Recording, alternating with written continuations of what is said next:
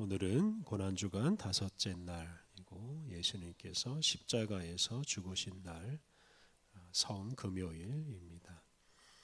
예수님은 십자가에서 죽으시기 전에 두 번 재판을 받으셨습니다. 그때 예수님은 재판관들이 묻는 말에 대답을 하지 않으셨습니다. 예수님은 당신을 죽이려고 재판하고 있다는 것을 아시면서도 살기 위해 애쓰지 않으시고 당신을 변호하지 않으셨습니다. 예수님은 십자가에서 죽으실 때까지 침묵하셨습니다. 남긴 말씀은 고작 7마디 말씀 정도였습니다. 오늘 예수님께서 십자가에서 죽으신 것을 기념하는 날에 하루 종일 침묵하면서 예수님의 고통과 우리를 향한 깊은 사랑을 마음에 되새기시면 좋겠습니다. 오늘 봉독한 말씀은 말에 관한 가르침입니다. 잠언에 나오는 말씀과 비슷한 지혜입니다. 말의 소중함은 이루 말할 수 없습니다. 말 한마디로 사람을 죽이기도 하고 살리기도 합니다. 사소한 말 한마디가 기쁘게도 하고 슬프게도 합니다. 이런 이유로 잠언뿐만 아니라 이 성경 곳곳에 이 말에 관한 지혜가 실려 있습니다. 1절과 2절은 말을 많이 하는 위치에 있는 것을 두려워하라고 말합니다. 1절 내 형제들아 너희는 선생된 우리가 더 큰 심판을 받을 줄 알고 선생이 많이 되지 말라. 가르치는 선생이 더 큰 심판을 받게 될 것이니 경쟁적으로 너도 나도 선생이 되려고 하지 말라고 말합니다. 이 당시에 교회의 교사, 선생이라는 직책이 있었습니다. 그런데 그 교사는 부득이 말을 해야 하고 말을 하다 보면 실수가 생기고 그것 때문에 좋지 않은 일이 일어날 수 있습니다. 그러므로 선생이 되어서 말을 많이 하는 것은 위험한 일입니다. 함부로 교사라는 지위를 얻고자 하지 말아야 합니다. 준비 없이 선생이 되면 그의 말로 오히려 큰 해를 끼칠 수 있습니다. 2절 우리가 다 실수가 많으니 만일 말에 실수가 없는 자라면 곧 온전한 사람이라 능히 온 몸도 굴레 씌우리라. 사람은 이런저런 실수를 하기 마련입니다. 그래서 사람은 완전하지 못합니다. 그런데 이 말에 실수가 없는 사람은 완전한 사람이다 라고 말합니다. 말에 실수가 없는 사람은 능히 온 몸도 굴레 씌울 수 있다라고 했습니다. 이것은 자기의 온 몸을 자기가 통제할 수 있다라는 뜻입니다. 우리가 경험하는 것처럼 우리가 우리 자신을 통제하는 것이 사실은 쉽지 않습니다. 우리 자신이 욕심으로 가득 차 있어서 마음으로는 원하지만 몸이 따라주지 않는 일이 있습니다. 또 마음 자체가 하나가 되질 못해서 갈팡질팡할 때도 많습니다. 그런데 말에 실수가 없는 사람은 완전한 사람이 되어서 자기 자신을 잘 통제하며 살 수 있다고 말합니다. 그러므로 온전한 사람이 되기 위해서는 결국은 이 혀를, 우리의 입술을 잘 통제해야 합니다. 3절부터 5절은 이 혀가 얼마나 중요한지에 대해 말합니다. 3절 우리가 말들의 입에 재갈 물리는 것은 우리에게 순종하게 하려고 그 온 몸을 제어하는 것이라. 타고 다니는 말, 그 말을 잘 제어하기 위해서는 그 말의 입에 재갈을 물려야 합니다. 그 재갈을 움직여서 말을 통제할 수 있습니다.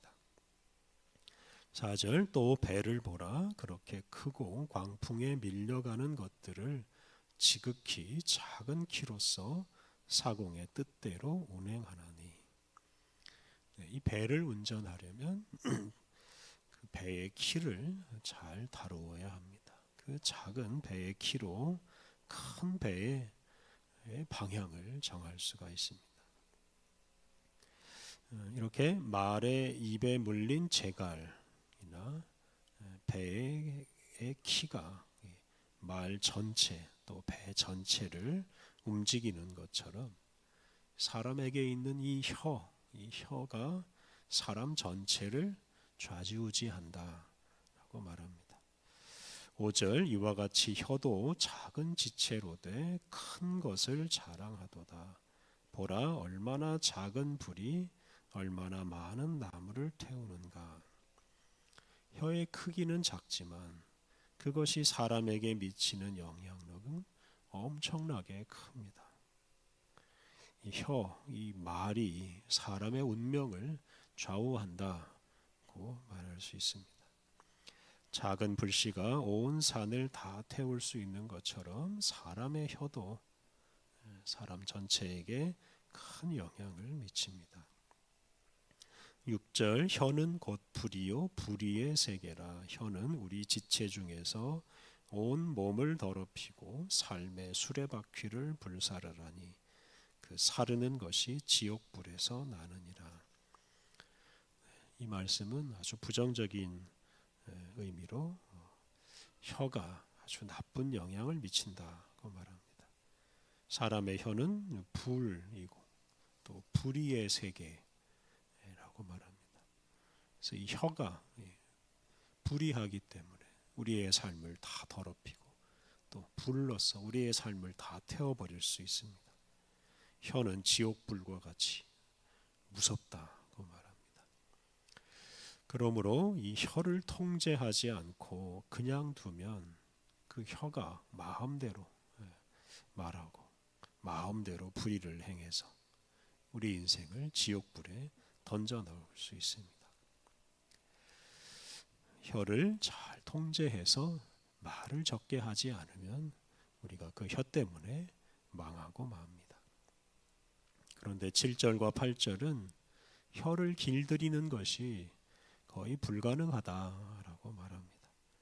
7절과 8절 여러 종류의 짐승과 새와 벌레와 바다의 생물은 다 사람이 길들일 수 있고 길들여 왔거니와 혀는 능히 길들일 사람이 없나니 쉬지 아니하는 악이요 죽이는 독이 가득한 것이라. 사람이 여러 동물을 길들여서 가축으로 삼거나 또 통제할 수 있습니다만 자신의 혀는 길들일 수가 없다고 말합니다. 혀는 능히 길들일 수 없기에 그 혀에서 악과 독이 쉬지 않고 솟아납니다. 이렇게 혀를 길들이는 것이 불가능하면 어떻게 해야 하겠습니까? 그것은 단지 혀가 아니라 그 혀를 움직이는 우리의 근원을 고쳐야 한다라고 9절 이하에서 말합니다. 9절과 10절 이것으로 우리가 주 아버지를 찬송하고 또 이것으로 하나님의 형상대로 지음을 받은 사람을 저주하나니 한 입에서 찬송과 저주가 나오는도다. 내 형제들아 이것이 마땅하지 아니하니라. 우리의 혀로 때로는 하나님을 찬송하고 때로는 하나님의 형상을 지닌 존귀한 사람을 저주합니다. 이렇게 우리의 입에서 찬송과 저주가 동시에 나옵니다. 이게 마땅하지 않은 일인데 이게 우리의 현실입니다. 근데 이렇게 혀에서 찬송과 저주가 동시에 나오는데 그것은 결국 우리 자신에게서 나온다는 뜻입니다. 그러니까 혀라는 것은 우리의 마음에 따라서 움직입니다. 우리 내면에 있는 것이 혀를 통해서 바깥으로 나옵니다. 우리 안에 있는 악한 생각, 더러운 생각, 하나 되지 못한 생각이 혀를 통해서 밖으로 나와서 자신도 망치고 다른 사람도 망칩니다. 그러므로 우리의 근원을 고쳐야 혀가 더 이상 더럽거나 불의한 기관이 되지 않을 수 있습니다. 11절, 12절은 우리의 내면, 우리의 근원을 고쳐야 한다라고 말합니다. 11절, 12절 샘이 한 구멍으로 어찌 단물과 쓴물을 내겠느냐. 내 형제들아 어찌 무화과 나무가 감람 열매를 포도나무가 무화과를 맺겠느냐. 이와 같이 짠 물이 단물을 내지 못하느니라. 한 샘에서 두 가지 물이 나올 수가 없고 무화과 나무에서 다른 열매가 맺힐 수 없습니다. 나무 종류에 따라서 각각 다른 열매가 맺히고 좋은 샘에서는 좋은 물이 나옵니다. 그러므로 우리의 내면, 우리의 근원을 고쳐야 우리의 혀를 통해 오직 하나님을 찬송하는 말만 나옵니다. 오직 찬송하고 축복하기 위해서는 이렇게 우리의 자신, 우리의 근원이 새로워져야 합니다. 좋은 사람이 되어야 좋은 말을 할 수 있습니다. 우리의 존재의 근원이 변화될 때 우리의 혀를 잘 통제할 수 있고 혀를 통해서 사람을 살리는 말, 또 세상을 구원하는 말을 하며 살 수 있습니다. 예수님은 단지 말이 아니라 당신의 온 몸으로 우리를 사랑해 주셨습니다. 죄로 물들어 멸망할 수밖에 없는 우리를 위해서 고난과 죽음의 길을 가시고 당신의 살과 피를 내어 주셨습니다. 특히 예수님은 그렇게 고난과 죽음의 길을 가시면서도 고통을 호소하지 않으시고 죽음을 피하려고 애쓰지 않으시고 다른 사람을 원망하지도 않으시고 저주하지도 않으시고 침묵하셨습니다. 그러한 예수님의 모습, 침묵하며 하나님의 뜻을 이루는 그 모습이 우리들의 모범, 완전한 사람의 모범이라고 할 수 있습니다.